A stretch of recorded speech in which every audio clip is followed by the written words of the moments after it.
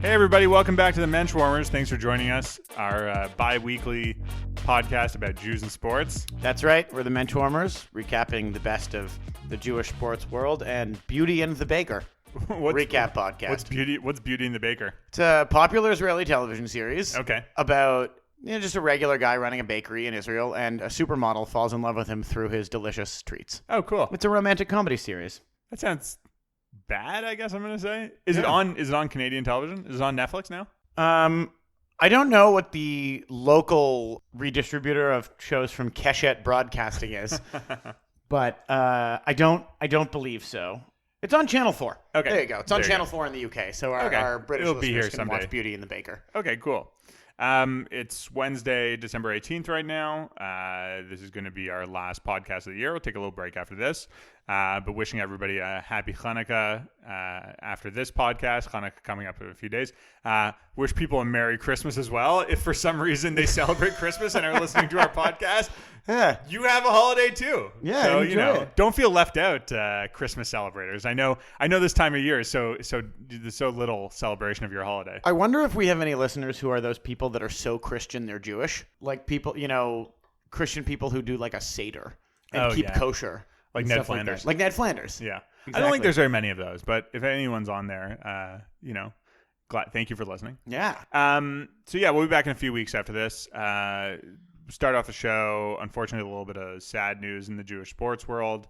We learned recently that David Stern, the longtime commissioner of the NBA, now considered the commissioner emeritus, suffered a brain aneurysm and had to have surgery. He's in serious condition as we discuss it now. So obviously our prayers with him and hopefully he's able to recover. But I'm not sure what the situation is. Yeah, it's very sad. Brain hemorrhages and brain stuff are scary. And David Stern's sort of a titan of the sports world, the titan of the Jewish sports world, and we wish him and his family the best of luck. Yeah, I mean, we haven't really talked so much about Jewish commissioners, but they have been a big facet of major North American sports over the last 3 or 4 decades. Basketball, yeah. Basketball. I mean, Stern came in, I think, in '84 or something like that. And Adam Silver since then. So really, the last 35 years have been Jewish commissioners. Baseball hasn't had, it had Selig for a while, but not Manfred's not. Is Selig Jewish? Selig is. Yeah. I didn't know that. Yeah. How many Jews are named Bud? It's not his real name. I know his real name. Bud Trillin. Calvin Trillin's Bud. Really, he's Bud? Calvin Trillin's Jewish? Calvin Trillin's Jewish. Of course. I didn't know that. That's ridiculous. That's our literary corner for this week, discussing whether or not Calvin Trillin is Jewish. He's incredibly Jewish. He writes about his love for scallops all the time. Nevertheless, he's incredibly Jewish. And goes by Bud. Bud. Gary Bettman's Jewish, right? Yeah. Yeah, Bettman's Jewish. And football, I don't think has had any Jewish commissioners. I mean, no. There are not a lot of Jews Rizal, in professional football. Goodell, not Jewish. Not Jewish. No, I don't think so. Lots of Jewish owners. Anyways, it's interesting about David Stern. I was looking up his son, Eric Stern, just sort of in doing some research for this. There's a man named Eric Stern who is LinkedIn tells us that he's the director of sediment management for some company. I don't think that's David Stern's son. No, I don't think so. Common enough name, but good job with the Googling on the fly for David Stern's relatives. Anyways, our thoughts and prayers with the Stern family. Anyway, since this is our last show of the year, and Gabe, we've been going for almost a full year now. We started last March. Kind of amazing to think. Wow. We started off just as two idiots, sitting on a couch talking about Jews and sports, and now we're two idiots sitting at a table talking about Jews and sports. Oh, how times have changed! With a slightly larger understanding of who is and who is not a Jewish athlete, a slightly more comprehensive knowledge of who's a Jewish athlete. So. Thought it would be a good opportunity to look back on this year and think about what our favorite stories have been, favorite stories that we've done on the podcast. So, Gabe, what do you think? What's your favorite thing that we've done? So I've got 2. I loved making our boxing episode. I thought it was a really fascinating story and a lot of rich history about Jews and boxing, talking about Sammy Lufspring with his Toronto connection. Right. The myth of Max Baer's Judaism. And yeah, I think that was a great one. I don't have the episode number. I think it was 5 or 6 off the top of my head, but all our archives are available. And, it was a good one because it really went into the history of Jews in North America and Europe as well in terms of, coming up in the boxing world and the history of boxing as well as a sport of immigrants in a large part for the last 100 years or so. I think we recorded it, just before Anthony Ruiz won the heavyweight championship. Right. True. So you talk about a sport of Scrappers. It was a sort of a unheralded Mexican beating a British black man for a championship. It was a very sort of global boxing moment. Yeah, and thanks to Lou Eisen, who was our guest during that podcast. Yep. That was great. So that was a great story. And another one that you said was your other favorite story of the year. I really liked how sort of this was less of we talked about this only a bit, but the rise of Denis Shapovalov through the Canadian and global tennis ranks he had made a final previously, but he had really sort of taken the other step, leading Canada to the Davis Cup final as well a couple of weeks ago, which in case anyone hasn't heard outside of our podcast has happened. Yeah. And they lost to Spain in the finals, but still they made it to the finals. The team led by Shapovalov had a really wonderful tournament. As well, he had great finishes at a number of marquee events, and he is overshadowed by Bianca, another Canadian tennis superstar. Bianca Andreescu, who won the U.S. Open. Yes, but he is Jewish, so he's more relevant to us. That's true. I think this year was a year of progress for Shapovalov. Certainly, he won a tournament for the first time, right? I think he had won Miami last year, but he made a couple of finals this year. Right. Anyways, but it was a year of progress. I think there's still more potential there, and we'll see how far he can go. Tennis has been so dominated by the big four the last 15 years or so that it's hard for anyone to crack through. But he might be the one who can do it. There's an exciting young Canadian tennis scene, and it's exciting to see Shapovalov as a sort of Soviet-Israeli Jew, more recently of Canada. Absolutely. Taking the reins, and let's see what he can do out there. Yep. So just to catch up, he lost in the finals in Paris to Djokovic, right? Which is a 1,000 final. It's the biggest tournament that isn't a Premier 5. A Premier 5. And he also won the Stockholm Open, which is Stockholm. Yeah. Yeah, which is a lower tier, but still a victory. Yeah. I think that he would probably win the, we'll have to come up with a Lou Marsh equivalent for the best Jewish athlete of the year. Yeah. And he might be the one.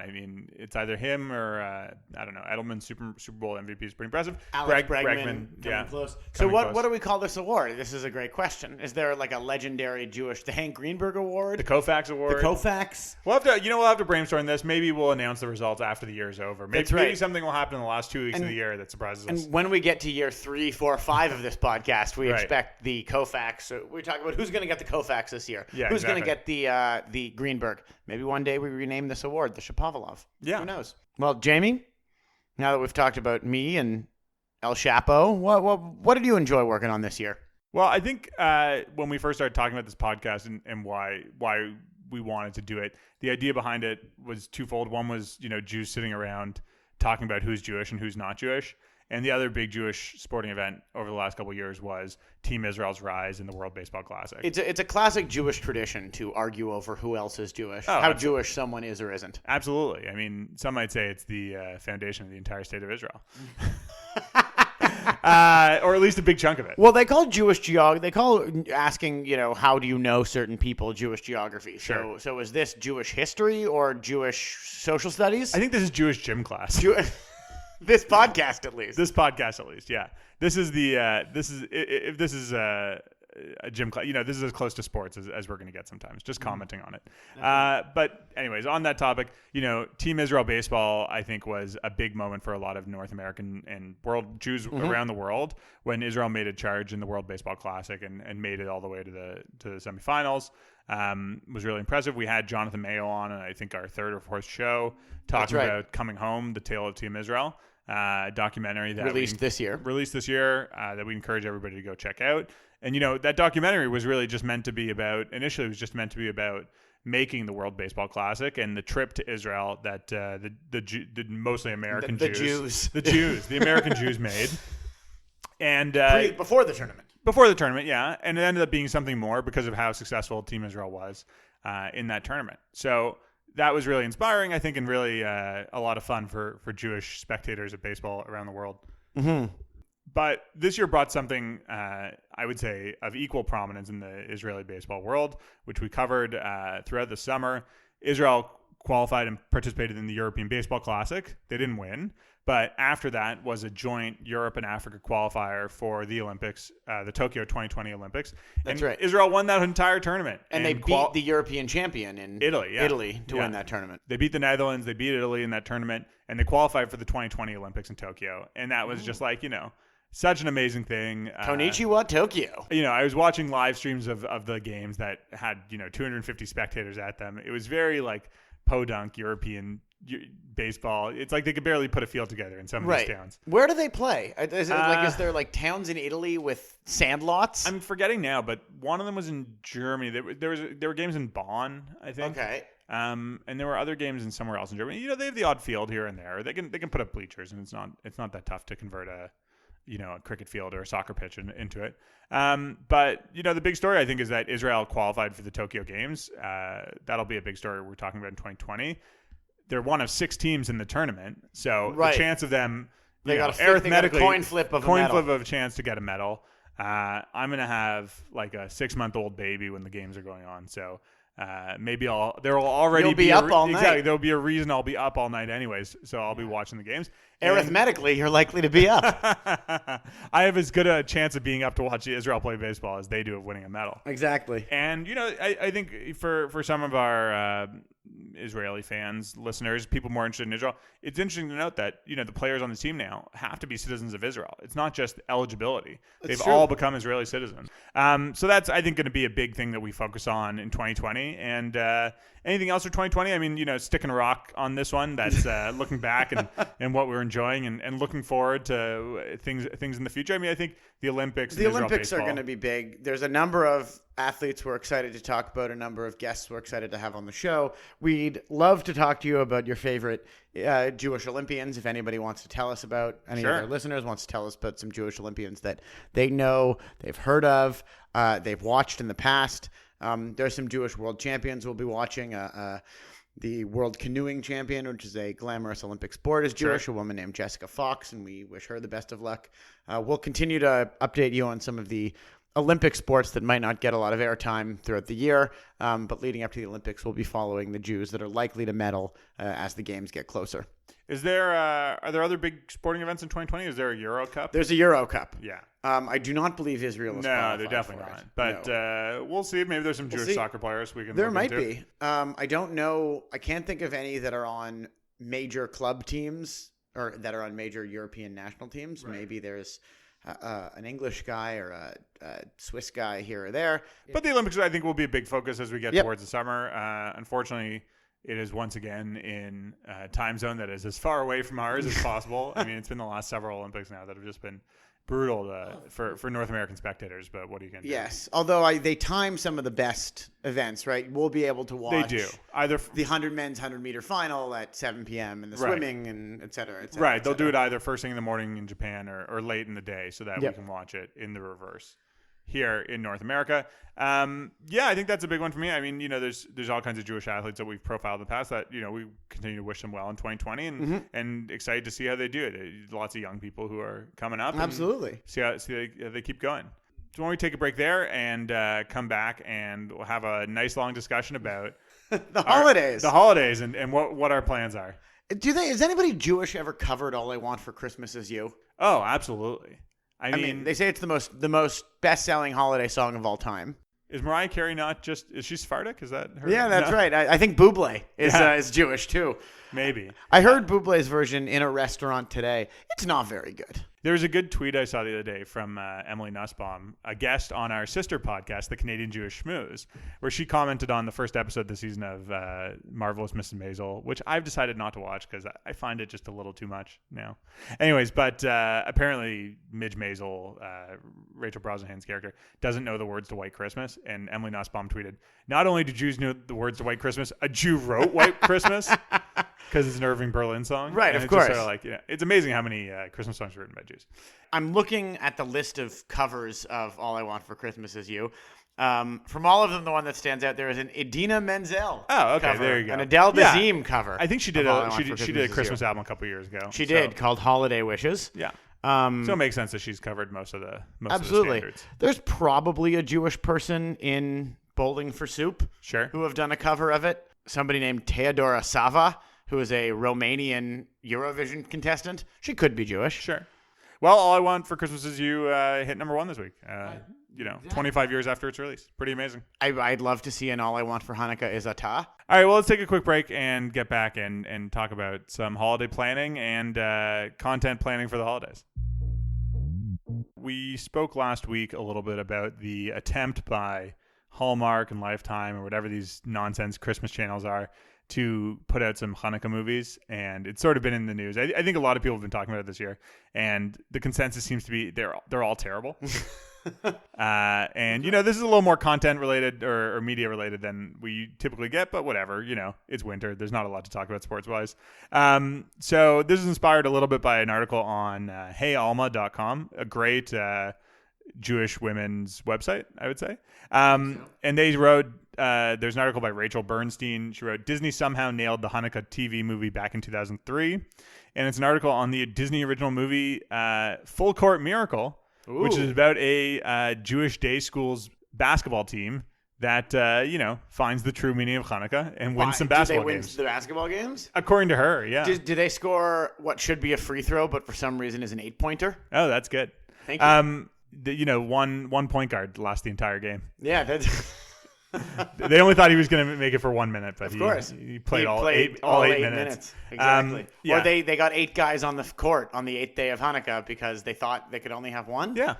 So full disclosure, I have not actually seen this movie, but it inspired us to think a little bit about some of the best Jewish sports movies. I mean, this is, the Christmas holidays are coming up, and as we pointed out, most of our listeners are probably not celebrants of the Christmas holidays at least, but are probably celebrants of Jewish Hollywood. Yeah, and the Jewish tradition, I think, of watching movies on Christmas. For those of you who aren't Jewish and might be listening to this, if you've heard of any sort of Jewish conspiracy or group of Kabbalic or a cabal of Jews who may run Hollywood, we're about to get really deep into the true extent of their influence. Yeah. That really, this is about as much power as Jewish people have in Hollywood. So to make Full Court Miracle once 17 years ago. Yeah, that's right. And not to have made any really good Hanukkah movies since then. So not a lot of Hanukkah movies on our list per se, but some Jewish sports movies to talk about.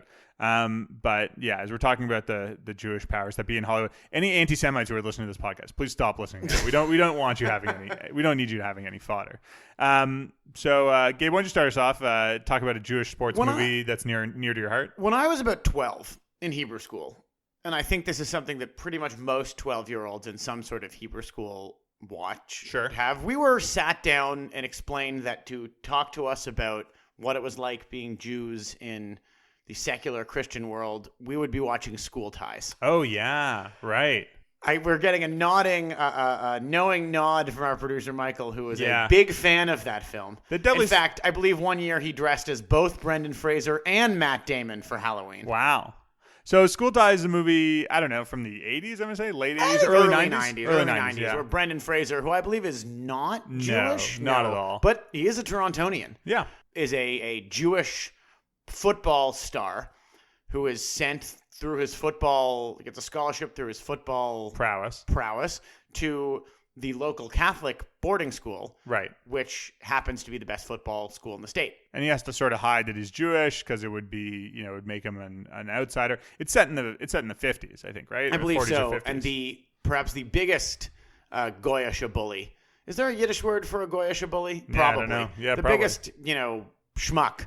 Sure. Of the bunch is Matt Damon himself. Yeah, he really plays a bad guy in that movie. I feel like he hasn't let himself play quite a villain since then. If you want to hear a lot of epithets for Jewish people that haven't been used in like 70 years, that's the movie to watch them in. Yeah, a lot of like sheeny. Yeah, they keep calling him a sheeny, which like I no one has ever used in colloquial way around me. If it wasn't for School Ties, I don't think I would know. Exactly. Like I'm not sure that. Not like neo-Nazis even call people that these days. Yeah, no, they've progressed to something else. So we apologize to anyone over 70 who is actually offended by our use of the term sheeny, but I've never heard it used as a slur. So just for a quick story about School Ties, it's about there's a football sort of plot line, but at the same time, the Jewish student, Brendan Fraser, plays a guy named David Green, is accused of cheating on an exam. Right.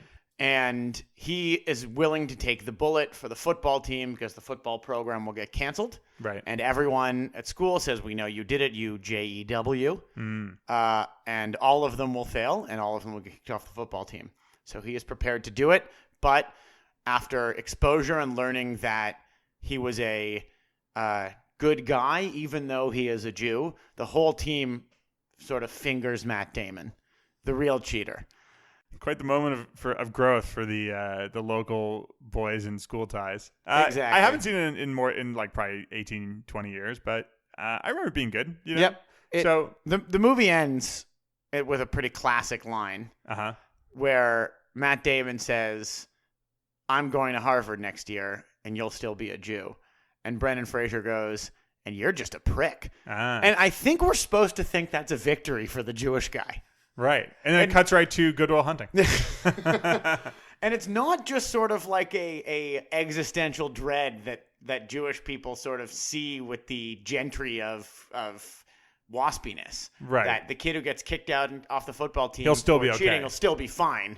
Because he comes from a rich family and is white. Exactly. And yeah. Brendan Fraser goes, yeah, well, fuck you. And that's the end of the movie. Well, got to end it somehow. I mean, you're not going to solve anti-Semitism or other problems in the world in a 90-minute, PG-13 movie. That's true. There's a limit to what you can ask for. That's true. It has a 59% rating on Rotten Tomatoes, but Roger Ebert called it surprisingly effective. Oh, that's not bad. It's not bad from Raj. At combating anti-Semitism.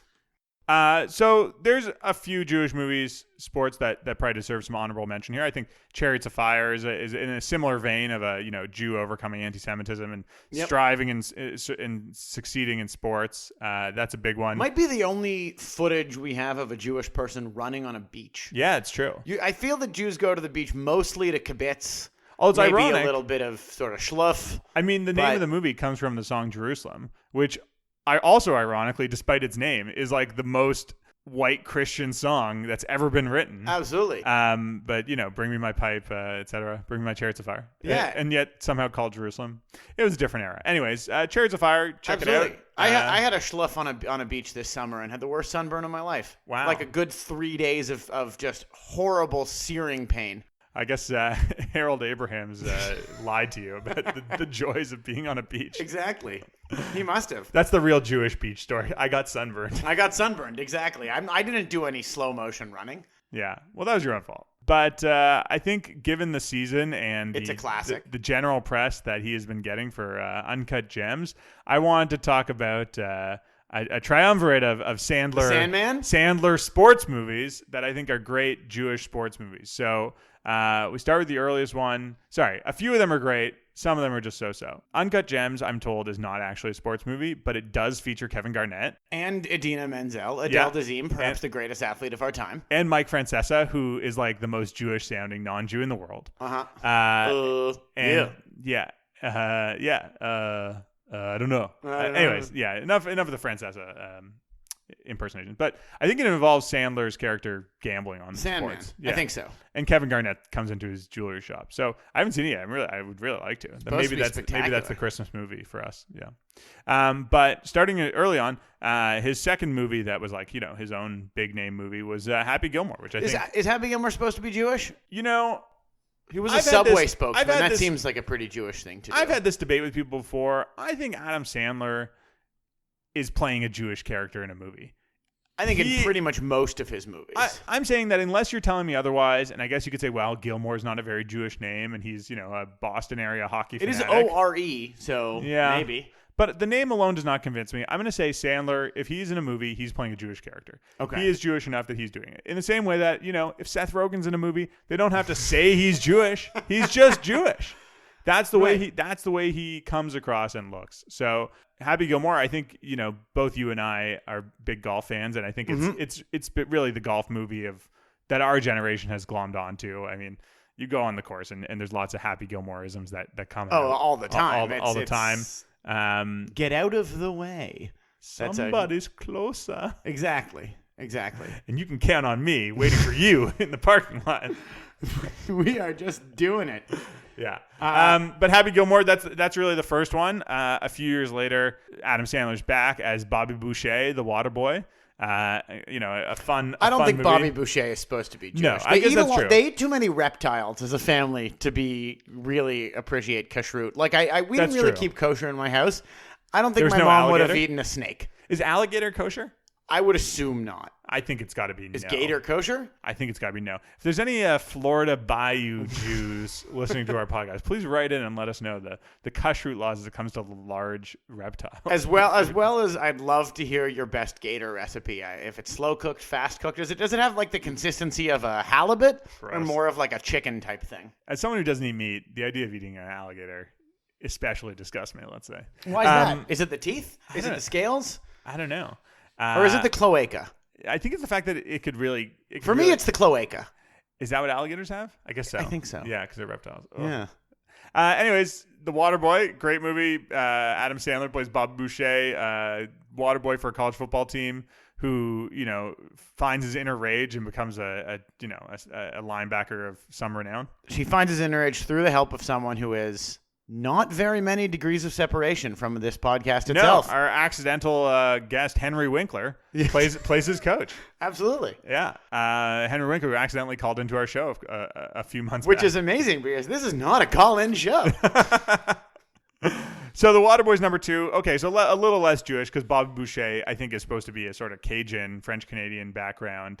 Yeah. Louisiana. Kathy Bates isn't Jewish either. Kathy Bates isn't Jewish. No, she plays his mother. But still. Oh, I should have said in Happy Gilmore, Frances Bay, who plays Happy Gilmore's grandmother, is Jewish. Canadian Jew from Winnipeg. Matrilineally. Matrilineally. Happy Gilmore might be Jewish. He's Jewish, yeah. And then the third Sandler sports movie, I think doesn't really compare to the first two, but it's worth mentioning, is The Longest Yard. The remake of the Burt Reynolds classic, where he plays a sort of disgraced football star who goes to prison and leads his team in a game against the guards. It's worth mentioning. I don't know that his character is explicitly Jewish in that movie, but still the Sandman, and that's it. I mean, very much the Sandman. I think he loves sports. They say he plays basketball a lot on set. Like he always has a game going. Yeah, it is. Do we think that Zohan is a sports movie? There is a large hacky sack scene. Yeah, a competitive hacky sack scene throughout the film. It also seems that there's a lot of competitive fizzy bubbly chugging. That's true. That if the Israelis or the Palestinians could chug fizzy fruit soda faster. Right. Yeah, there's competitive Which might be the most there. Israeli sport I've ever heard of in my life, by the way. The hacky sack I thought was a little... I always thought that part of the movie was sort of weird because it's not actually a thing that Israelis do, I think, with any verb. I think they hacky sack. I think they hack a little bit, but only as much as any... more so to the scene where he catches a fish in his ass on the beach. Is that more Jewish? Yeah, I mean the Zohan altogether is like a Jewish Superman. He's quite Vidal Sassoon. Yeah, he's Vidal talked about earlier. Yeah. He's quite the athlete, but I don't know if it's a sports movie per se.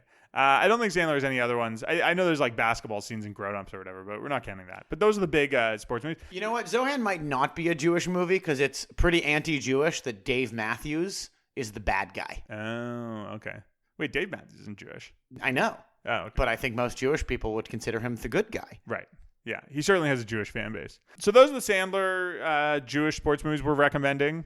And School Ties. I think that's your Christmas watch list. We got a Mike Jacobs all-star of Jewish sports movies as well. What's that? Norman Jewison's The Hurricane. Oh, yeah, sure. Norman Jewison is not Jewish. No, despite his name. And directing Fiddler on the Roof. That's right. Maybe the most Jewish thing one can do. He might be a rich man, but he's not Jewish. No, he's not. Furthermore, he is Canadian, though. Yeah. But Norman Jewison, not Jewish. It is a man named Jewison directing a movie about a guy named Reuben. Yeah. That this movie is based on the music of Bob Dylan. That's true. That's pretty Jewish. It's pretty Jewish adjacent, I would say. Yeah, it's pretty Mike Jacobs. Without having any actual Jewish themes in it. Pretty Jewish adjacent. Are there any ones we haven't seen that we'd like to see? We've talked about these previous ones, but I found a movie coming up here about a yeshiva baseball team called The Yankles. Okay, sure. Which is very much in our wheelhouse. Okay, the damn Yankles. The damn Yankles, exactly. Today I consider myself the lucky man on the face of the earth. I don't know. Not bad. That's Pride of the Yankees, but not bad. Pride of the Yankles. Pride of the Ankles. There's a joke that Howie Mandel tells where he says, nothing is good for Jewish people. everything is a struggle, no matter what it is. Where somebody could say, if you were to say to me, Gabe, how are you doing today? I'd go, I'm fantastic. Yeah, I think that sounds pretty Jewish. That sounds pretty accurate to you. I don't know if there's any other real Jewish sports movies. Searching for Bobby Fischer, we talked about. I guess chess, if you consider it. I don't know that the Judaism is Searching really for Bobby important. Fischer even about Bobby Fischer? No, it's about a kid who's like a chess prodigy. Have you ever seen it? It's not bad. It's not great. It's very like of its time. Is Munich a sports movie?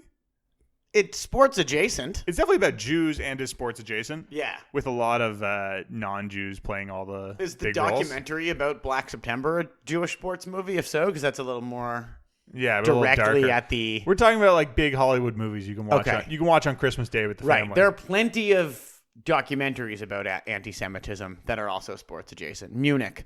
Are there any other than Steven Spielberg and the lady from Stissel?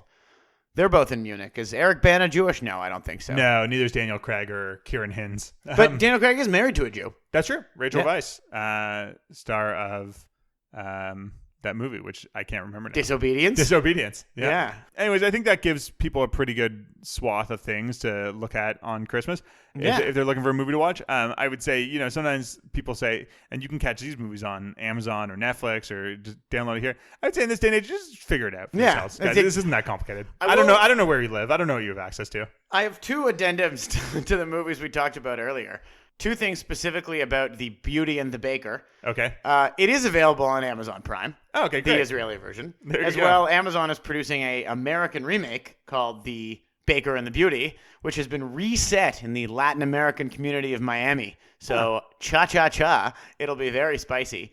A little pan dulce instead of a challah. Exactly, a little pen dolce instead of challah. And second, School Ties, perhaps my movie pick of the week, Cinema Corner, was written by Dick Wolf. How about that? Mr. Law and Order himself, who is Jewish. Yeah, with a name like Dick Wolf, I think, pretty Jewish. So what's the Hebrew name of Dick Wolf? Shlong Zev? Or Zev Shlong? Well, that might be a question to be answered on another edition of the Menschwarmers. I think that's it for Jewish sports movies. I would say as well, not really a Jewish movie, but The Natural, one of my favorite baseball movies, was directed by Barry Levinson, who is Jewish and is. I get him confused with Barry Blaustein. Who's Barry Blaustein? Another movie director. What did he make? Barry Blaustein. He directed the famous wrestling documentary Beyond the Mat. Okay. Which is sort of about the crack addiction of Jake the Snake Roberts. Oh, interesting. He was on Saturday Night Live for several years. He wrote several police academies. He directed Coming to America with John Landis, The Nutty Professor 1 and 2, as well as the sequel coming up soon, Coming 2. For those listening, I understand it is the radio. I am holding up the number 2 with my index and middle finger. To America, starring Eddie Murphy and Arsenio Hall, coming back.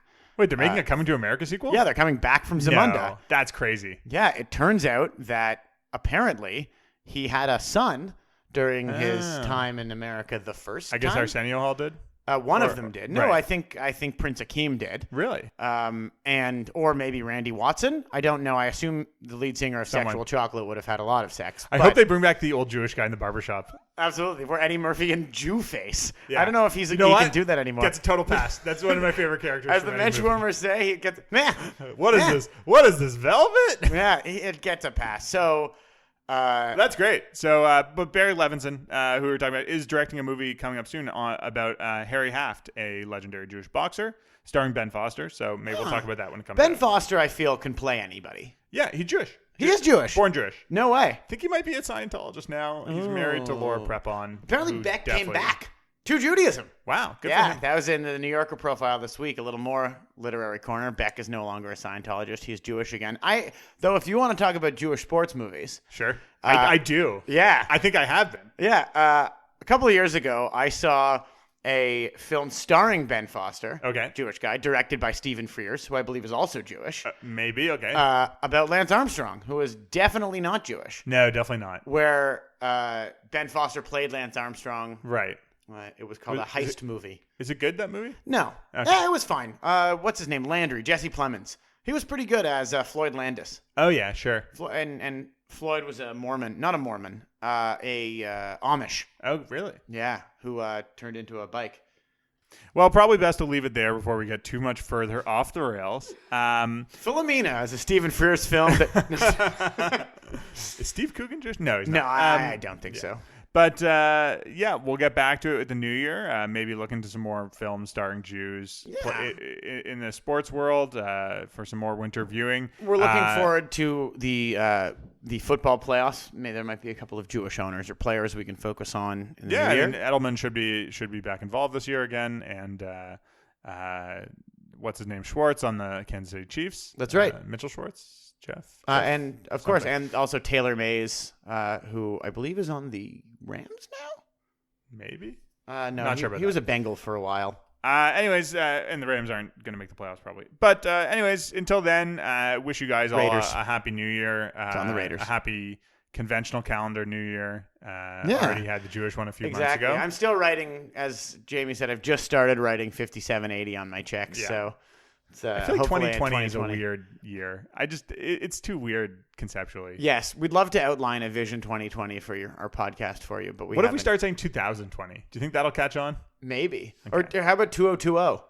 Oh, weird. You're on another level. Yeah, exactly. All right. Well, until then, please like and subscribe to our podcast wherever you're getting this podcast. That's where you should be subscribing to it. We're on Spotify, Stitcher, Apple Podcasts, whatever. Podbean. Yeah. Podkicker. Ooh. And that's one I use. As an always reminder, if Larry Tannenbaum is listening and would like to discuss the filmography of Dick Wolf, including School Ties. Or any of the Law and Order shows. You're welcome.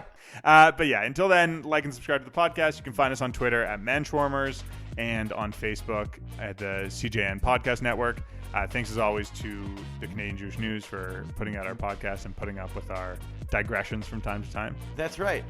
Thanks to our producer Alex Rose, not with us today, and our supervising producer Michael Freeman, who's guest producing and keeping our faces close enough to the microphones that the levels aren't too bad. But until next year, we'll see you next year. See you next decade in 2020. Wow. No, the decade's 2021. No, the decade starts. No, it's 20s. This is ridiculous. What are you talking about? We're in a Cramerica new millennium. This is the dumbest thing I've ever heard. Here. What year does the 20s start in? 1921. That's absurd. That's the dumbest thing I've ever heard. All right. We'll see you guys in what I think is the 20s next time on the Menschwarmers. I think we're in a time hole. Take care.